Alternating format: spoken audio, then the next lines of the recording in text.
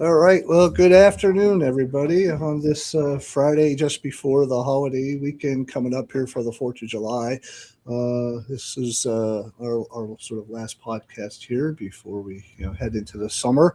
And I'd like to thank everybody for tuning in to the Abandoned Mine Reclamation Chronicles. And today we have two guests with us, Eric Oliver from Green Forest Work and Tom Gilbert from the Pennsylvania Environmental Council. And this episode of the Abandoned Mine Reclamation Chronicles is being sponsored and contains a paid promotional ad for Green Forest Works, who will be introducing shortly here.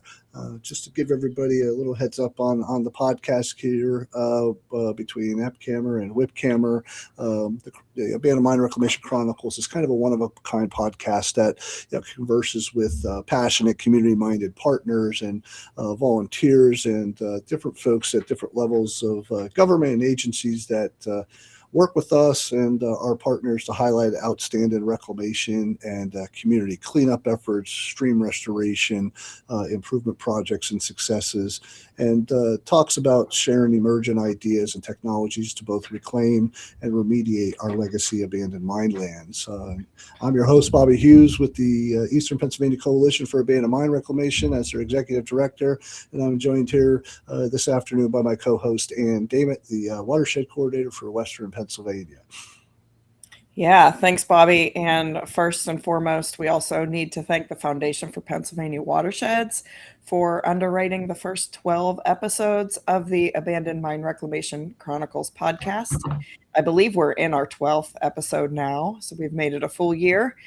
And we are hopeful that this live streaming format that we do of personal interviews and discussing timely topics related to abandoned mine reclamation engages our audiences on a whole new level. So we encourage anyone listening to go ahead and put their questions and comments into the comment section of wherever you're joining us from. And I'll turn it back over to Bobby to introduce our two guests for today. Yeah, thanks. And I'd like to take the time to kind of welcome our two guests here, longtime friends and colleagues of ours. And it's kind of interesting with these two gentlemen here, personally, ties to some of their past working relationships and organizations that I've worked with from the very beginning. And as we find out where they've worked for in the past and where they're currently at, I have had some affiliation with both sort of levels of government and the nonprofit that got me my start early in my career. So it's really great to have both Eric and Tom on here. But I'll give a quick introduction and overview to Eric, and then I'll proceed to talk about Tom a little bit here before we get into some questions on the podcast. So give me a few minutes here to kind of go through their bio and resume and see how involved they really are in a lot of these efforts that we're going to talk about today on reforestation of abandoned mine lands and some other watershed type issues. So with Eric Oliver, he's a mine land reforestation specialist for Green Forest Work, and he's earned his bachelor's degree in earth science from Clarion University of Pennsylvania. He's got a post-baccalaureate certificate in GIS from Penn State University, and I know he's helped me out a lot on some GIS work over the years with some open GIS courses we both took together, so I really appreciate that. And his focus kind of he works on reforestation, thousands of acres of forests in Pennsylvania that have been lost to mining and are being restored to temperate forest ecology, and also to a native state that existed well before the mineral extraction and resource extraction took place, using an approach that I'm sure he'll talk about by the Appalachian Regional Reforestation Initiative called the Forest Reclamation Approach. And before working with Green Forest Works, Eric was a mineral resource program specialist for the DEP, the Department of Environmental Protection's Bureau of Mining Programs, back in 2006 to 2023, and he bounced around a little bit from the Moshannon District Mining Office down to the central office in Harrisburg, and he came into Moshannon. Before that, there was a Hawk Run District Mining Office that lots of mine discharges being worked on right now that I think Eric's also involved with Klein Felter and some partners in the Moshannon Creek watershed. And he's been, pretty involved wears a lot of different hats like many of us. He's a certified Pennsylvania Master Naturalist, serves on their board of directors for the Little Juniata River Association. He's a coordinator for the Cavity Nester program at Canoe Creek State Park, which I believe there's a lot of bats that fly out of that location that I've seen over the years. And he's also active in the Juniata Valley Audubon Society, Pennsylvania Society of Ornithology, and the Pennsylvania Forestry Association as well, and a few other groups here, the American Society of Reclamation Sciences and the Society of Ecological Restoration. He currently lives in Tyrone, PA, and he's the caretaker for the Plummer's Hollow Private Nature Preserve owned by a nature author, Marcia Bonta, and her family. As we sort of switch over to Tom here, Tom sort of served as the president of the Pennsylvania Environmental Council since January of 2024. And for over the last 3 decades, Tom's led numerous nonprofit campaigns, coalitions, and organizations working to protect land, water, and resources throughout the eastern U.S. and Pennsylvania as well. Tom's career is pretty long and lustrous as well. He was the co-executive director of the New Jersey Conservation Foundation, where he co-led a lot of aspects and most of the organization's work. He previously served as the New Jersey Conservation's campaign director for energy, climate, and natural resources, leading a team that helped enact the landmark clean energy law and developed a new state energy master plan to achieve 100% clean energy and improve the state's solar incentives and site-in policies, something we could definitely use here in Pennsylvania as well. And Tom previously served as the Senior Conservation Finance Director with the Trust for Public Lands, where he helped to design and pass 18 successful county and local ballot measures in 7 states, generating over $270 million to keep finance funds together for parks and land conservation. He also chaired the New Jersey Keep It Green Coalition and led successful campaigns to pass a constitutional amendment and other measures generating more than $2 billion in funding for New Jersey's land, water, and historic preservation programs. Tom served as the director for the Eastern Forest Conservation for the Wilderness Society, where he directed regional-wide campaign efforts to increase federal funding for land conservation, and as executive director of the New York, New Jersey, and Pennsylvania, Connecticut Highlands Coalition. He led successful campaigns to protect critical lands and waters in the Highlands region through federal and state legislation. Tom's a native of Pennsylvania and resides down in Bucks County with his wife and his 2 daughters. And in his spare time, he enjoys playing guitar and is an avid hiker, a biker, a paddler, and an angler. So with that, I mean, we've got 2 great gentlemen here with some really deep backgrounds in the environmental arena, and we're glad to have you. Yeah, welcome, Eric and Tom. And wow, the bios, just reading through there's just so much that we could cover that it's going to be hard to get it all squeezed into an hour. But what we do like to do, we're very excited to learn about your organizations, your projects, and, the reason why we invited you on here today. But we first would like to start off our conversation by getting to know you guys both a little bit better on a personal level. Because we do feel that this is a community, the Abandoned Mine Reclamation community, and we just want to introduce you to everyone. So if you could each tell us a little bit, if you don't mind sharing, where'd you grow up? Where are you currently from? Tell us about maybe something about your family. Do you have any personal connection to mining, abandoned or active mining? And what is your connection to abandoned mine reclamation? And I guess we'll go ahead and start with Eric.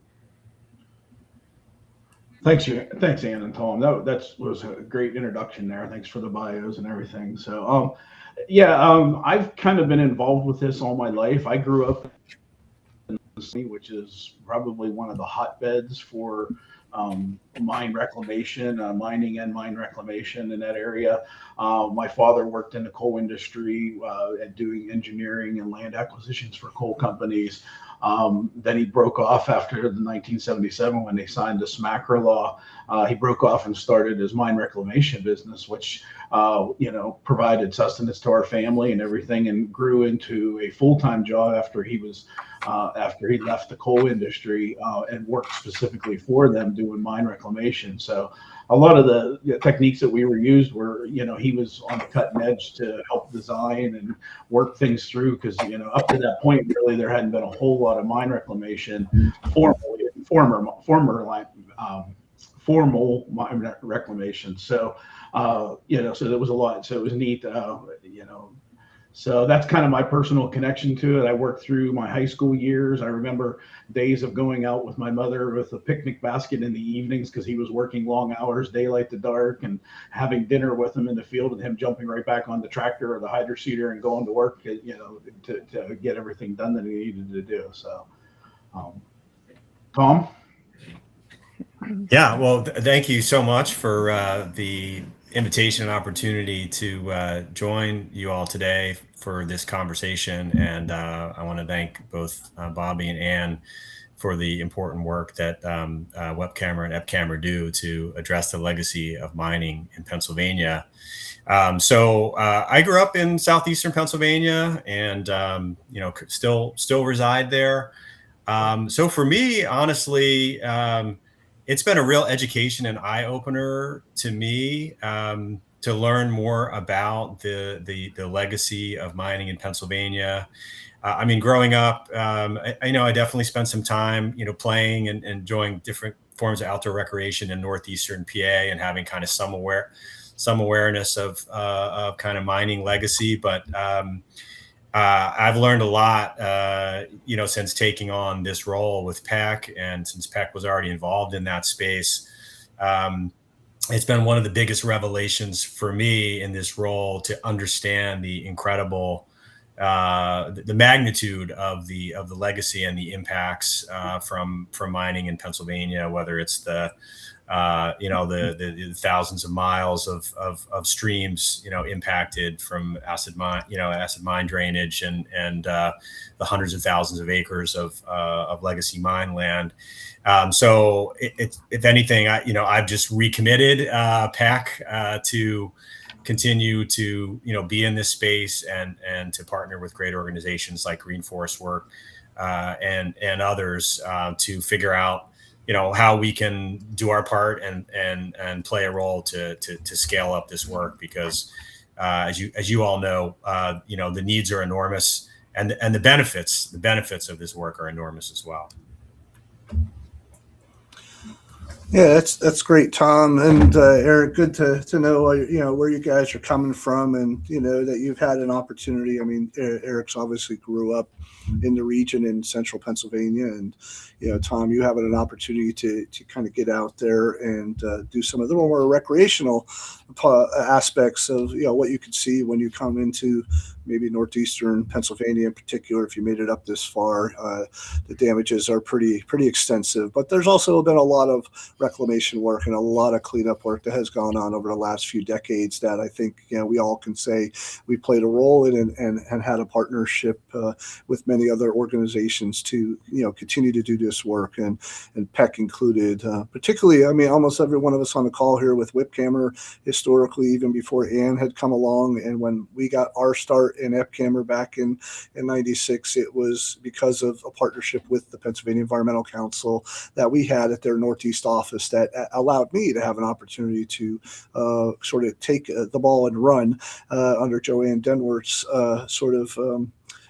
good graces to say, hey, why don't you try and run a conference up there and get folks together and form the Eastern Coalition, because it's needed in that region to funnel money back into northeastern and north central PA. And Webcamera had already been around, and they joined us that year to really bring it all together in partnership with both PEC and the at the time the Pocono Northeast Resource Conservation Development Council was a big player and supporting role to get us started, and that allowed us to kind of build on what we really started started. And, Peck in the meantime had done a lot of great stuff to start their reforestation initiative that I'm sure you'll talk about here shortly. But, with that, I think we'd like to talk a little bit more about the two organizations, because we think that they're important. There are just so many groups across Pennsylvania that I feel like I don't see it in many other states across Appalachia and just across the country. There are so many community organizations. I mean, you think we got so many levels of municipal governments. Just think about how many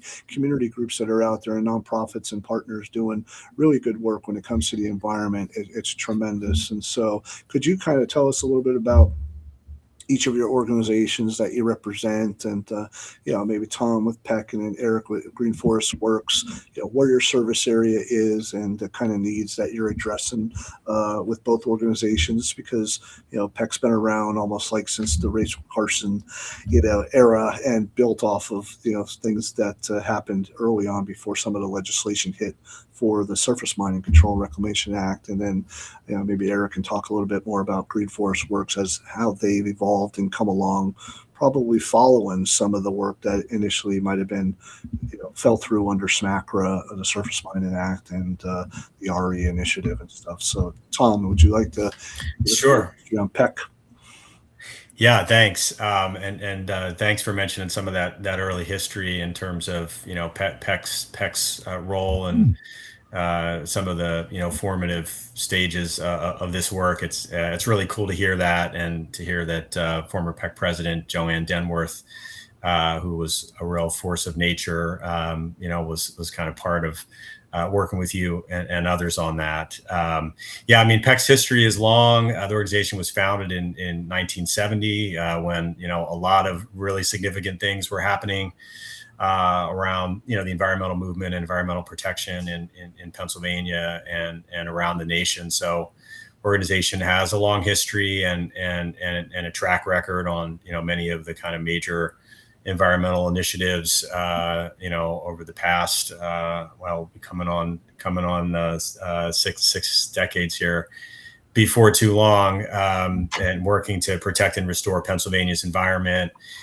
We do that both through working to advance sound and bipartisan environmental and energy policies in Harrisburg, and through our programs, which focus on expanding public access to the outdoors, doing a lot of work to develop interconnected trail networks throughout the state. And we manage the statewide water trail program. So, getting people more access to the outdoors and all the benefits that provides, from public health to quality of life, to how that can really be a boon to local economies. And at the same time, we also work to restore the lands and waters that are critical, obviously, for those outdoor recreation opportunities, but also for clean air and water and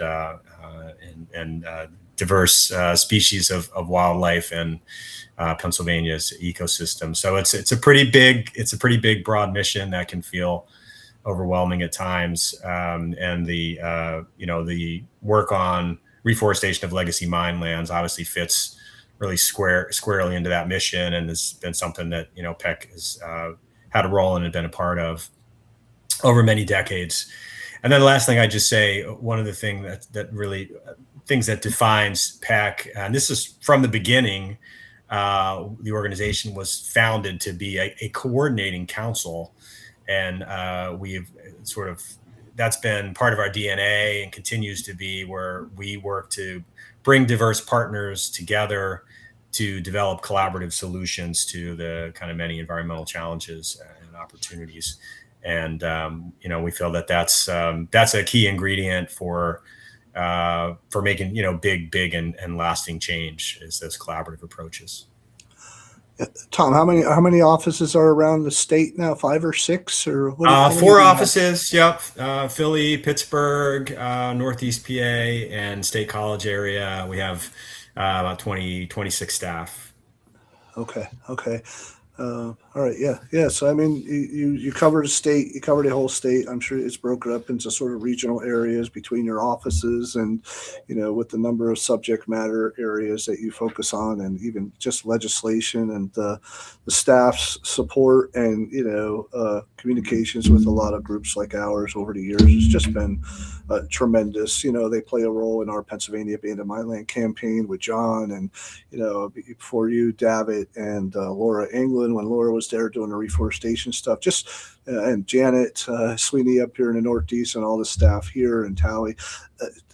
The ladies have been great to work with up here, and I never miss an opportunity to get together with them, and Carly, and Rachel. So it's great to continue to still have that relationship, and be able to work with them on a number of projects and partnerships that we just overlap, and share those opportunities amongst each other. And I think that's the strength of the coalition here, and the strength of the council statewide to be able to do that. And it's always been the case. And so I appreciate the continued support you all play in the roles that you have in bringing funding and projects and opportunities together for all of us, as a convener, and also as someone who's taken the ability to talk about legislation and things, and move it forward when others don't have that capacity. So that's really, really appreciated.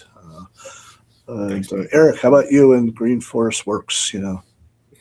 Well, I just wanted to say I feel like a teenager in comparison. If you've been here around 60 years, we were a concept in the 90s and memorialized as a agency in 2009. So we are in the teenager years, but I think we've made a great impact. So GFW's mission, to quote our mission statement that's found on our website, is to restore healthy and productive forests on formerly mined lands in Appalachia and beyond. Our focus, is on the ecological restoration of this forest land. So we use native plants, we hire local contractors and local labor. We engage with many local organizations to do our projects, and I'll elaborate on that later, but collaboration is what gets these projects done. And like working with PEC, we've done several projects, like you mentioned, Laura and Davitt. That was who was running things when I came on board and started getting involved with it from the state level, and had a great relationship. We got a lot of acres done, and it's continued on. The collaboration that GFW and PEC has had has just been amazing. And it looks to be great going forward too. So most recently, like I said, we focus in Appalachia, but more recently, our work has taken us into different avenues, basically to any drastically disturbed land where forest has been lost, be it from mining or construction, development, or even pests. We've been working a lot with the Pennsylvania Game Commission with where pests are destroying forests, and we're helping them build some resiliency and biodiversity in those areas.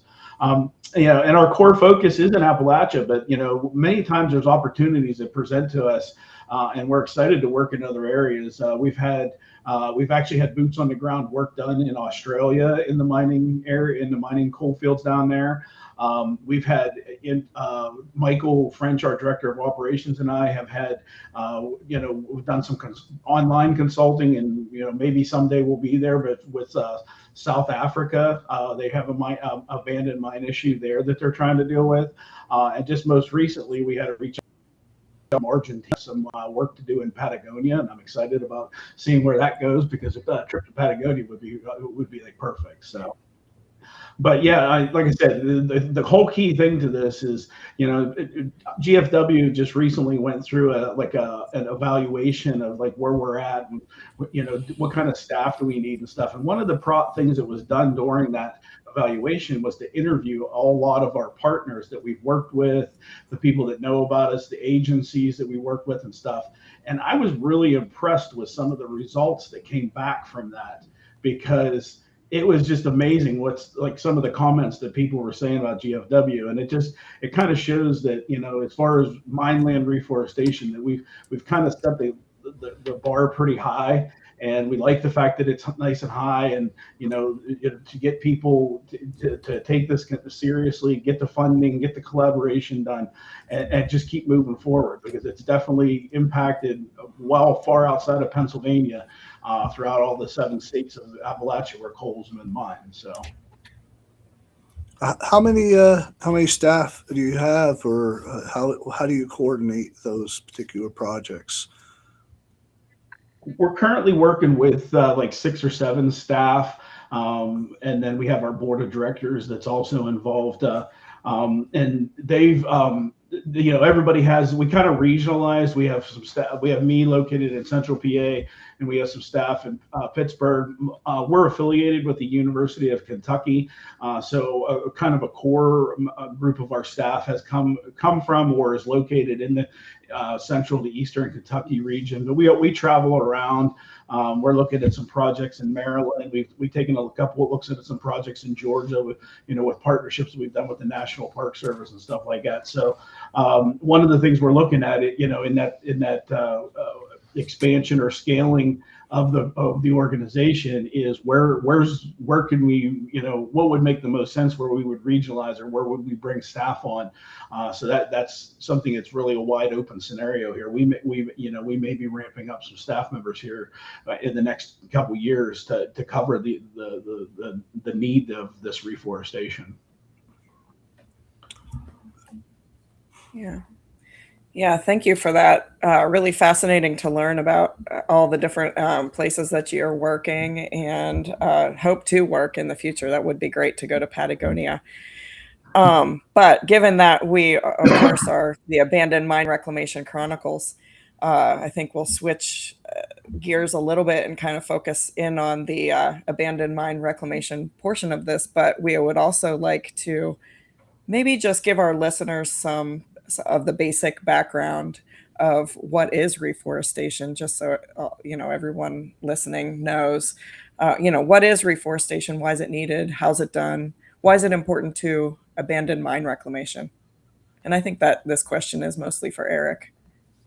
Yeah, throughout Appalachia, forests have been lost to mineral extraction, and there's no question about that's happened.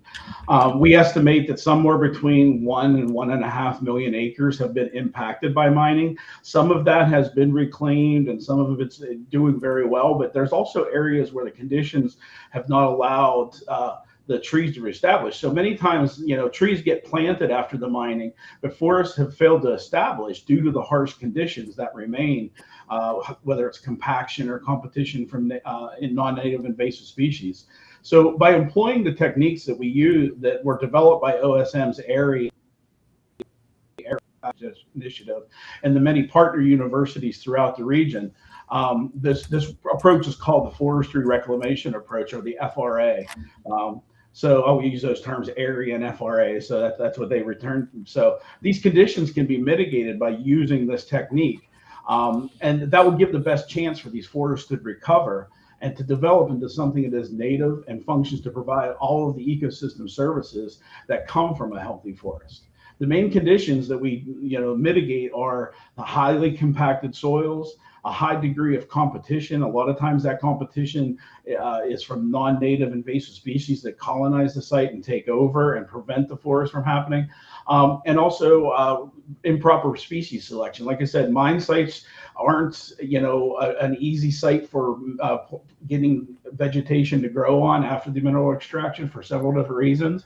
And a lot of times the switch is made to plants that grow in more of a harsh environment to have a better chance of survival. And sometimes that's good because it does, stabilize the ground. It does give you, it gets good vegetation growing, all that kind of stuff. But it also can be bad because sometimes those species are very invasive, and then they also can crowd out the native vegetation and stuff like that. And so a lot of times we have to eradicate that stuff before we get so we can get back to our native forest ecosystems that we're trying to develop. But that's in a nutshell, that's what it is. I mean, and this, like I said before, we're kind of expanding out into Jurassic disturbed lands because the same thing is happening like in highway construction, industrial park development, places that compaction is done. And then when they come in to try to get trees to grow, they have a real high failure rate. So we've actually done some consulting to reach out, and take our techniques and applying it outside the mining environment, and we've had success with that. Yeah, that's kind of a good overview of the type of work and the approach that's taken to the plantings on a lot of these sites. And I would guess that across Pennsylvania in particular, in Western Pennsylvania in the bituminous region, there's just a lot larger land availability and tracts that could support more of this type of effort, and maybe there's not so much pressure, maybe from an economic development standpoint, that we are seeing out here in northeastern Pennsylvania along our major highway corridors that are obviously being converted to different types of mixed use industrial or warehouse, and some solar in some cases. But it just seems like the value of the land to be converted to different uses is much different than it is in central and western PA. Unless, I don't know if you're seeing that. I mean, you got Mineral Basin Project's a big solar project out there, but for the most part, there's a lot more land potentially suitable for this type of approach in Western Pennsylvania, in what I've seen, and maybe what you're seeing. But so I think that's great, and that's a good sort of explanation of how that work is done. And I'm wondering how you are all, in terms of addressing those problems here in Pennsylvania. Some of the projects. I mean, do you want to talk about maybe some of those, and do you have a question in terms of leading into what they're working on? Well, yeah, we could. Our next question, I guess, is we know that you're collaborating on establishing a mine land reforestation work group with PA universities. Would you want to tell us more about that project? Sure. You want me to take that one, Eric? Yeah. So that one grew out of a reforestation summit that was last summer. That was done in partnership between PAC and Green Forest Work, ARI, and the Institute for Conservation Leadership, and the Foundation for Pennsylvania Watersheds. And it was a great gathering of folks from Pennsylvania and beyond, really, discussing the challenges and various aspects of mine land reforestation, from funding and policy challenges to invasive species, long-term stewardship of reforested sites. And there were some site visits as well of specific projects, including one project I would mention, which is, again, a partnership. These are all partnerships to reforest about 185 acres of legacy mine land owned by the Altoona Water Authority. And that was Green Forest Works and Earthwise Consulting and Bryn Mawr College. And the interesting thing there is that Bryn Mawr, and you might sort of wonder, so why was Bryn Mawr sort of a mainline Philadelphia institution investing in mine land reforestation in central Pennsylvania? And the answer is that so as part of, in many higher ed institutions have climate, carbon, sustainability commitments and pledges. And so Bryn Mawr saw this, investing in reforestation as something that really fit nicely into their commitments. And even so, we had a panel at the summit where we were highlighting partnerships and what kinds of partnerships are needed to scale up this work. We highlighted this partnership with Bryn Mawr in particular, and the sustainability director there, Neha Sood. She was very eloquent in making the case that even though this might seem a bit far from home for the Bryn Mawr campus, that their institution and many other institutions were powered throughout their history, right, from the extraction of coal and gas and throughout Pennsylvania, and so that they have feel some responsibility for the legacy that left. And so both in terms of meeting their kind of climate and sustainability commitments, as well as their responsibility to deal with that legacy. They were very enthusiastic about investing in this reforestation project, and in fact interested to invest in other reforestation projects. So light bulbs were going off for a number of us at that reforestation summit. And we started having conversations following that summit to say, hey, I bet there are other colleges and universities in Pennsylvania that have similar goals and similar interests, and potentially a lot of resources that they can contribute to the effort, whether that's funding, research, volunteers, education, doing educational efforts around this work. And so we hatched a plan and a proposal that we submitted to the National Fish and Wildlife Foundation to establish a Pennsylvania Higher Education Reforestation Initiative, which we're waiting to hear on, and hopefully will be funded. We'll know this fall. And if that's funded, then PEC and GFW, Bryn Mawr, we've got folks from Juniata College interested as well, and lots of interest already from other colleges and universities to have a focused outreach and engagement effort to bring other colleges and universities to the table to learn more about what's happening. There'll be a particular focus on the Susquehanna Basin because this is the funding source that we applied to, the NIFWF Chesapeake Small Watershed Grants Program.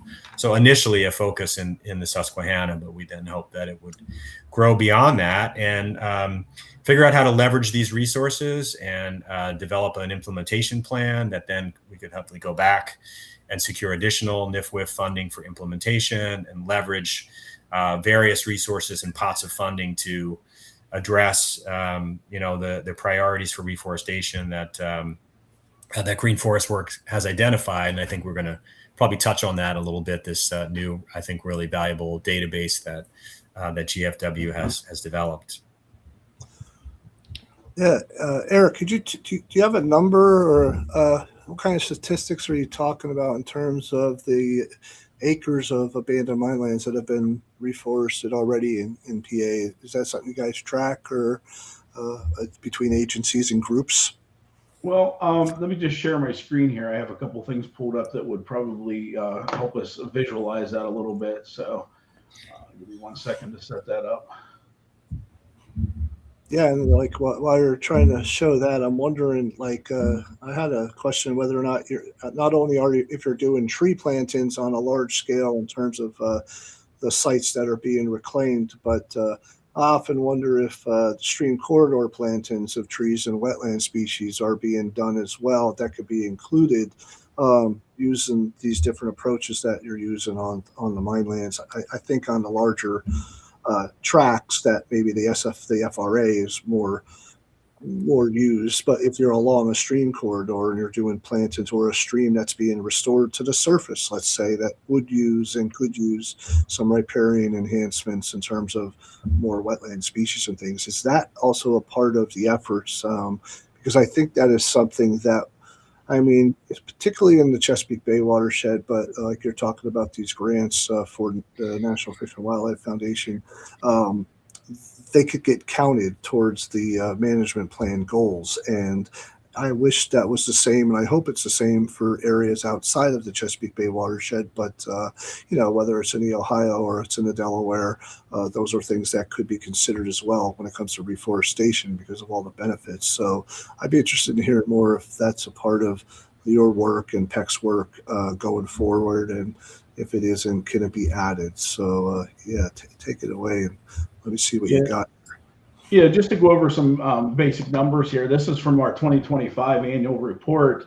On the right-hand side, it shows like a historical from 2009 when GFW was incorporated up till 2025. You can see how we've ramped up over the years and stuff like that. We've had some really banner years. We slacked off a little bit, and then this year it jumped up again. I'll show you those minutes in a bit. But just in 2025, we did 821,000 trees. over 1,500 acres with almost 2,000 volunteers that came out and helped plant this. On top of the volunteers, a lot of their plantings are done with professional planters, just because of the economy of scale on that, but our fresh off the press numbers for 2026, they just came out within the last day or two. We broke 1 million trees again this year, and this isn't just in Pennsylvania. This is this is GFW, as basically the 7 states of Appalachia. But we did 1 million trees on nearly 2,000 acres. We had another 502 volunteers with 1,600 hours, and we planted in 6 different states. There's 7 states in the Appalachian coalfield, and we planted in 6 of them. So we're doing some pretty good work there, and those numbers, that's what we're looking at. We're looking at ways that we can get these numbers to scale up even higher. And try to get up in, consistently stay above that 1 million trees a year that we get in the ground. So as far as your question about the streams and stuff, but stream impacts are a major component of restoring mine land. And anytime there's an impacted stream in a project area, we always look at ways that we can lessen the impact and improve the stream in several different ways. Everything from reduced sedimentation to stream bank stabilization to shading to protect the cold water resources, they come into play on these projects. You're correct on saying that, like on a large scale, the FRA doesn't really fit into the riparian area as much. Usually there's less compaction in those areas, and it's more of an invasive problem that we have to deal with. So what we do, we've developed a partnership with DCNR and the Western Pennsylvania Conservancy. They have a riparian buffer program, and we partner with them anytime that we have a stream that's inside the project area or adjacent to the project area. And we work with them either for technical resources or for actually doing the work on these projects. And their knowledge and expertise in restoring these riparian buffers it's a huge, great asset to our reforestation program. Like I said, we look at the ecological restoration, the ecosystem services that we're returning. And if we would ignore the stream corridors and the special treatment that needs to be done, whether it's the different species of plants that need to take that environment, or they grow in a certain way that they provide the best habitat for the fish, for the cold water, that kind of stuff, they bring those technical resources to us. And if we didn't take that into consideration, that's a loophole that we're not looking at in the ecosystem services that these restored forests could provide. So yes, it's a part of our It's a part of our programs. It's increasingly becoming more and more as there's different funding sources available. Like I said, the DCNR and WPC have put that riparian buffer program together, headed up by Teddy Stark down in Harrisburg. They're doing great things with all different kinds of riparian buffers, and them being partners with us on these has really been an asset to us. No, well, that's good to hear and good to know, because I know I have a separate role on the Chesapeake Bay's Stakeholders Advisory Committee, and as we've gone through and updated and revised the management plan, there's these different work groups and stuff, and some of them are on the trout and habitat, and then when we talk about riparian areas and restoration work, I think that I know I want to make sure, and I know that you all would want to make sure that those kinds of projects are getting counted, because they are potentially restoring streams to the surface. We're bringing back and reconnecting aquatic passage of trout streams and the headwaters down to lower reaches that may have gone into an abandoned mine and became mine drainage. So a lot of this work that people aren't seeing, there's a connection there between keeping water on the surface, keeping it cold, keeping it cool. The plants are doing that, let alone the carbon capture and sequestration that goes on with trees and those kind of wetland species along these tributaries that feed some of our major stream corridors. I think it's real vitally important that we capture those, because over time, I think we may have not been given credit for a lot of the work that we've done already. And if we went back and shown exactly what we've done, to add those miles of streams that have been restored and buffer corridors being added, it would show that Pennsylvania has really done its fair share of work, and building into the management plan to reach the goals of the clean water goals for the Chesapeake Bay in particular. But that's not to say it's not being done outside of the Bay watershed in the Ohio River Valley watershed, for Western Pennsylvania and the Three Rivers and or the Delaware or any other major basins in Pennsylvania. So I think it's it's a testament to all the work that you all are doing, and that's great. And I think with groups like all of ours, being able to collaborate the way we do, we can get that information into the right hands of the Bay folks in particular, so that does get counted, and we don't get it. It doesn't get forgotten, or it just may be just a number exchange to get them so that they can see that the work is done. So that's good to hear that type of work is done, because it's very much a watershed scale approach that we all are taking. We're not just doing it based on just some acreage here, and it's separate from everything else. It's a part of the landscape. It's a part of the watershed and the communities. And I think that all has to be said. And that interconnection is really important. Yeah. Yeah. Continuing on the funding kind of aspect of it and land use, we were curious if you have any sort of breakdown of what types of landowners are interested in your projects and what type of land uses those landowners have. And then also tied into that, is there incentive beyond just, of course, having beautiful trees on their property? Is there any sort of incentive for landowners to participate? Tom, do you want to take? Sure. I mean, a couple things. First, on terms of the incentive issue, so Pennsylvania's Clean and Green program, known as Act 319, it cuts property taxes for landowners who keep their land either in agricultural production or as open space or in forestry rather than developing it. And so essentially the way that works is that land is taxed based on its current use value instead of its fair market value, which in many parts of the state can mean dramatically lower tax bills. So in some cases, if a landowner is not already eligible for that tax relief under Act 319 by reforesting a property and committing to keep it as forests, that they could be eligible for an important tax benefit, in addition to all those other many benefits that you noted. And so there's can be some direct kind of financial gains as well.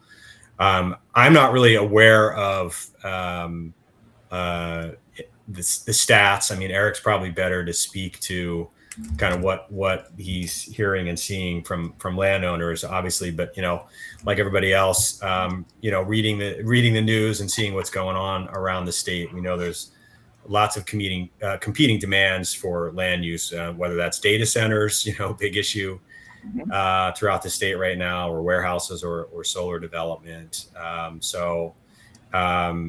mean, one comment I would make would be that with respect to data centers and other forms of development, if development is going to happen, I think it is worthwhile for communities to look for mitigation opportunities that might include funding for reforestation. So if there's going to be a loss of forests tied to development that's going to happen for better or worse, right, then I think it makes sense. It might make sense in many cases for communities to look for opportunities to secure funds that can help to reforest other sites, to help offset the loss of forest tied to some of the development projects that we're seeing around the state. Okay. Yeah. And do you think you have more private landowners, or is it more not private, I guess? Is it more state and federal lands, or? We're seeing about a 50-50 mix in the type of ownership. Some days it's more to the private side. Sometimes it's more to the public side, DCNR and Game Commission and stuff like that. But like I said, overall, it's about a 50-50 mix. I mean, with the conservation agencies, they're great to work with because we know it's in the public realm. They're getting a public benefit from it, and we know that it's going to be permanently conserved because they're holding the property. Sometimes that's a little bit of a concern with the private landowner, that we go out and invest in their property, and then 5 years from now they decide to do a solar panel farm or something like that, and they wipe it out. So we do watch for that. The thing, and to kind of touch like what Tom was saying, is we're dealing with the scars of our past right now, trying to clean up what mining did.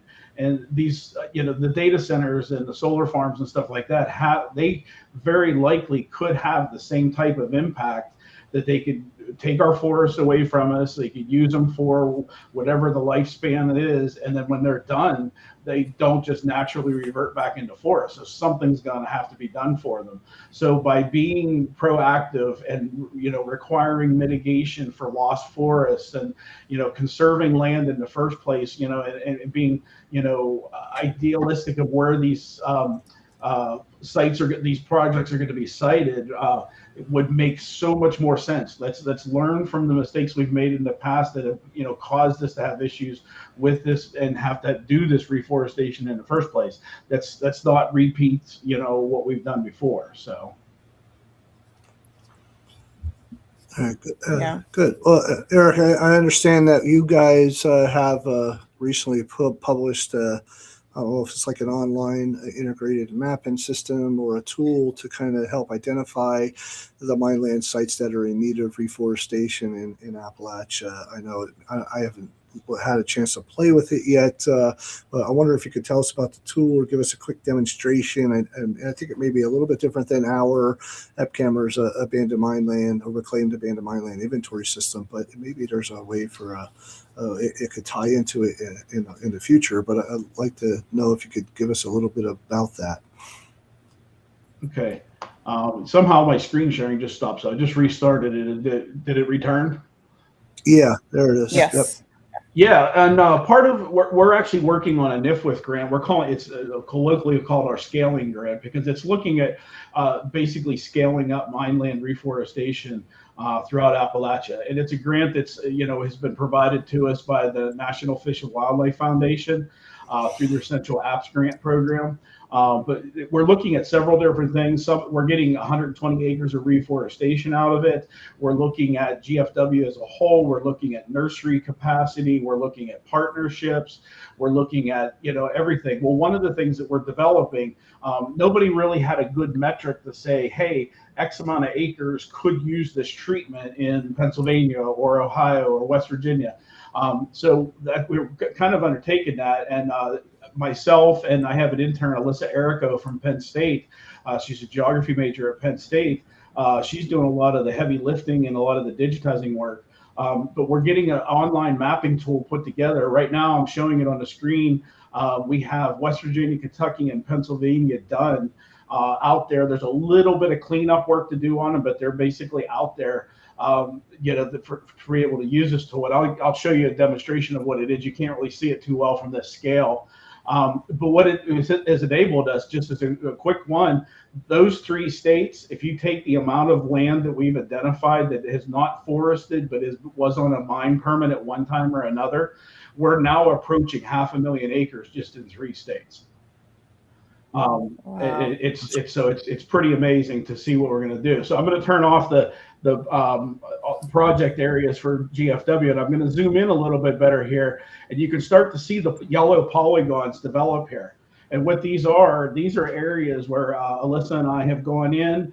We've overlaid the permit boundaries from the different state agencies, and then we've looked inside those permit boundaries to where we basically are looking at less than 25% tree cover of some sort or another, or if we could tell that it was completely autumn olive or something like that, we went ahead and included those into it. We did exclude areas where we could see active industry, active agriculture, active residential land uses, something else other than just land sitting in fallow that could use to be reforested.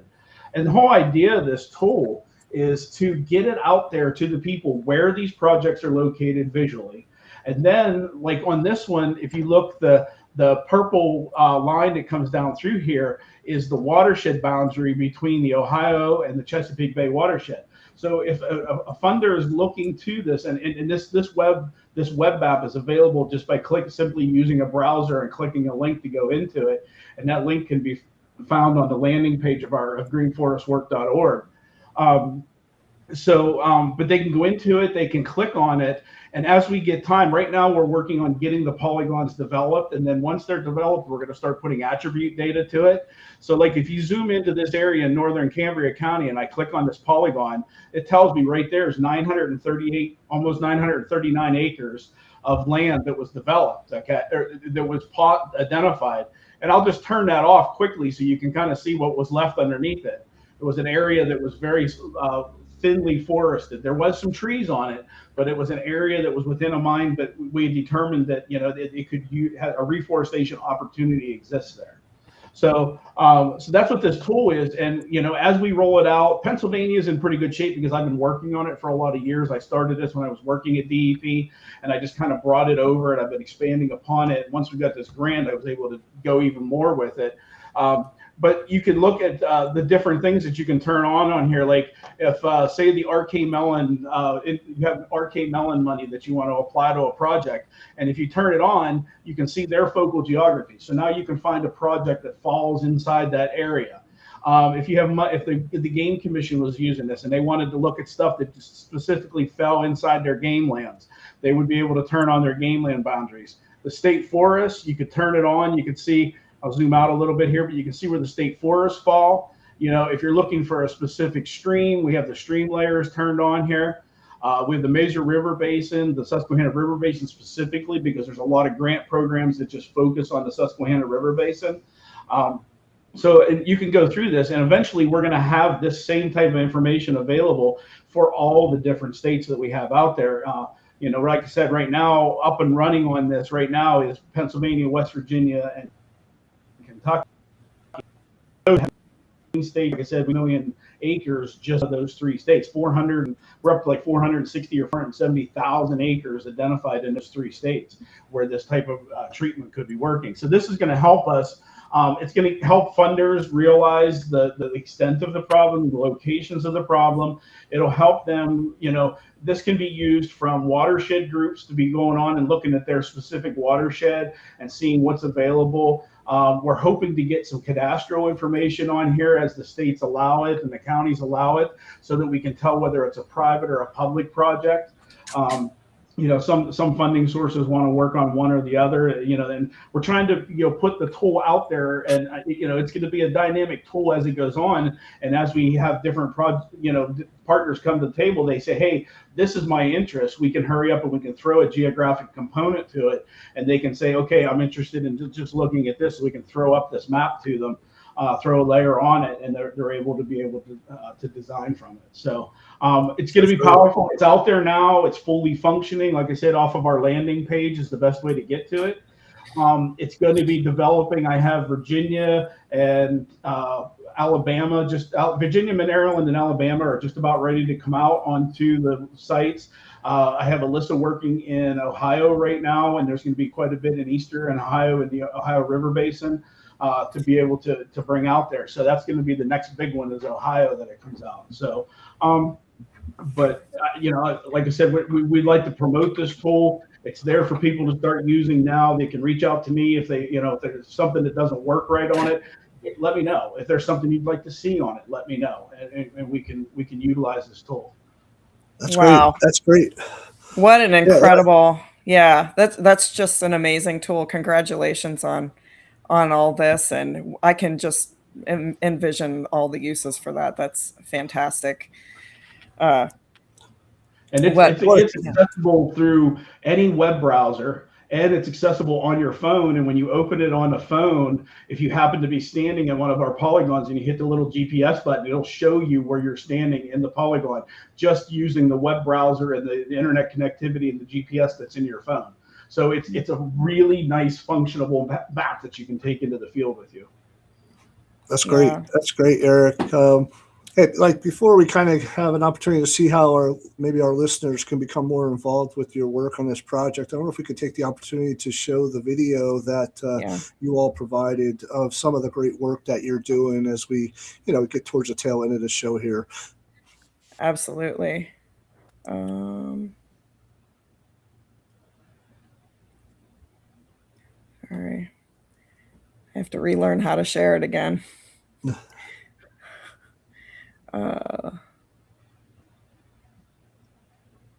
see. There we go. This site was once a coal mine in the 1970s. For us to come back 50 plus years later and have the opportunity to plant trees to restore it to its native habitat is quite an honor, a privilege, and something I'm very excited to do. Our work with Komatsu to date, we've planted a little over 700,000 trees. We've restored over 1,000 acres of land. It's just really a nice partnership, and it's even more special to have them actually come out and participate as a team to, get their hands dirty and be part of the solution. This is important work that we're doing. Wood is a renewable resource. It's a sustainable industry. That wood is an important commodity to society and to industry. It's really important that we focus on that other end of the cycle of putting trees in the ground to continue reforestation, to continue that cycle for generations. When I started at Komatsu, I learned that if it's not grown, it's mined. And doing the work what we're doing today truly displays that. Essentially of the mining and the growth together, and I think it's just such a powerful initiative that we are doing together as a team. I'm very inspired to be here, a part of Komatsu's North America leadership team, actively engaging with Green Forest's work in this project. It's a beautiful place, and it's a great opportunity for us to come here and give back as part of the Komatsu legacy.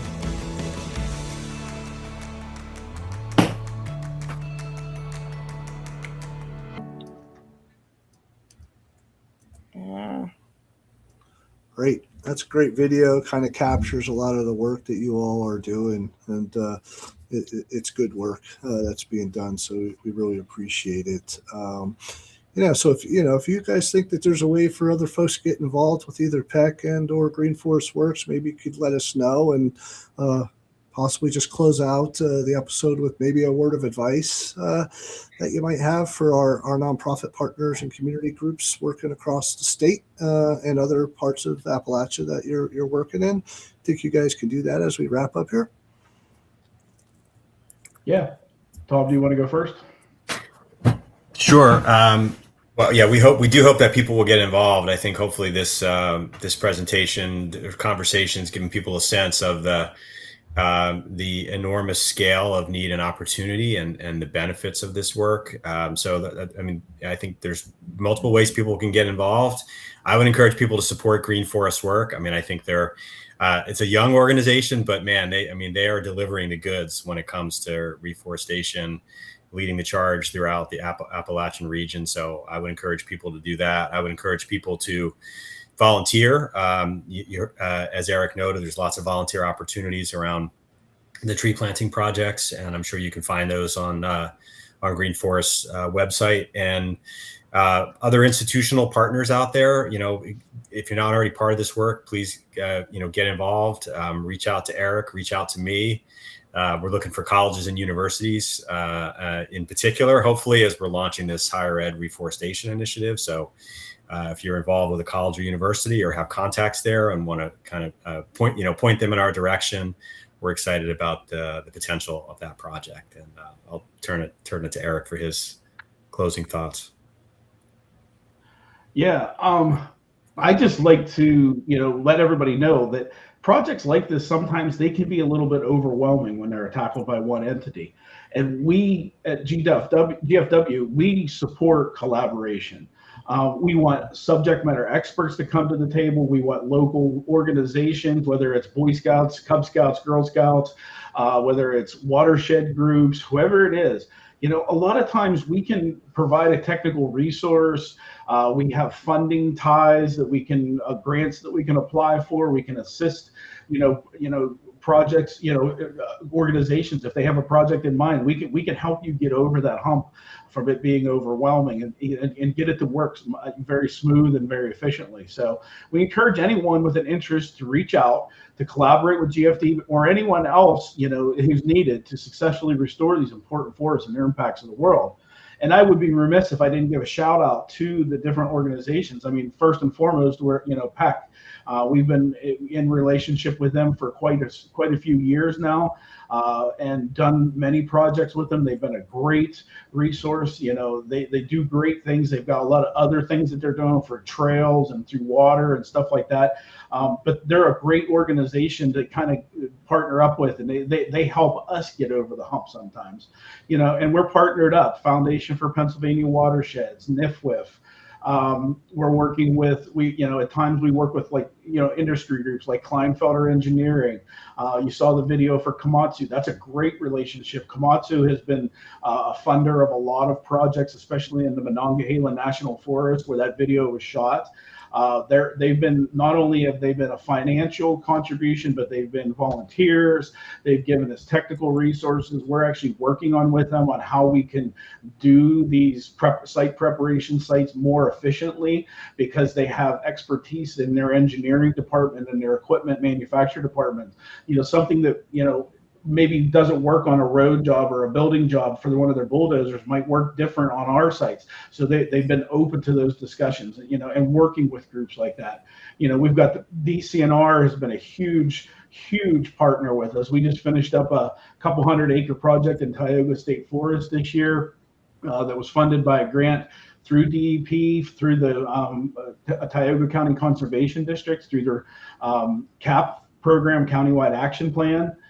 They provided about 7/8 of the funding to that project. We also had, Repsol Industries was involved with, the gas company, came to the table and provided some, assistance on it. We've had all kinds of people come to the table. And like I said, I could go on and on for the next hour or so on all the different agencies that we, the universities, the government agencies, the local watershed groups, the local volunteers that come out and plant the trees, the different agencies, and we just like to engage with them, because like I said, we never go, I can't think of a project that GFW has ever gone alone on to get some of these projects done. We always have somebody come to the table. We always have some kind of partnership. And that's what we like to, even if we're a small player in it, if it's one little thing that we can provide by, buying trees or giving them technical assistance on what type of trees they can use, those are the things that we flourish in, and those are the things we want to do. We want to see this reforestation done right. We want to see these forests return. All right. Well, thanks again, Eric and Tom, for joining us today. We're really thankful to have you both as friends and partners and colleagues in this work we do, and to be a part of the Abandoned Mine Reclamation community here. And, we want to encourage folks to keep tuning in to the first Friday of every month at 12 noon for new episodes of Abandoned Mine Reclamation Chronicles. We're in our 12th episode. I think we're going to continue on throughout the summer here and look to apply for some continued funding to keep this going for a season 2.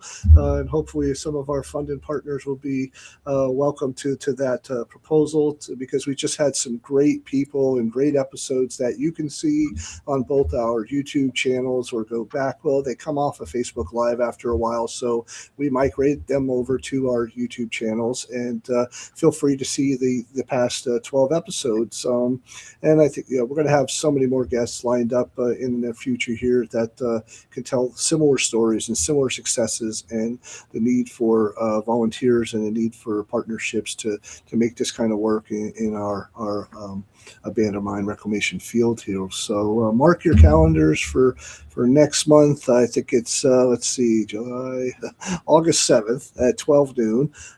Not sure who our guest is going to be yet, so Ann and I will have to determine that and talk with Andy, and so stay tuned. But that's when the next episode will be. So thank you all for being a part of our episode and show today, and we hope many people kind of go back through the chat link and lots of the links that we provided on resources and potential to get involved. So thanks again, guys. Yeah, thank you so much. Thank you, guys. This was great. I really enjoyed it. Yeah. Yeah, and it's a quick reminder if you want to future episodes, if there's advertising sponsorship opportunities to help support our program and the show here, you can go to our store, the Epcamera store online, and pick an advertising slot. And we'll put a nice little video piece in like we did here today for Green Forest Works and PEC. So thanks, thanks again, gentlemen, and to everybody. Have a great upcoming 4th of July as we conclude the episode here today. So. See you all. Thanks again. See you all. Be safe and stay cool. Yeah. Thanks, guys.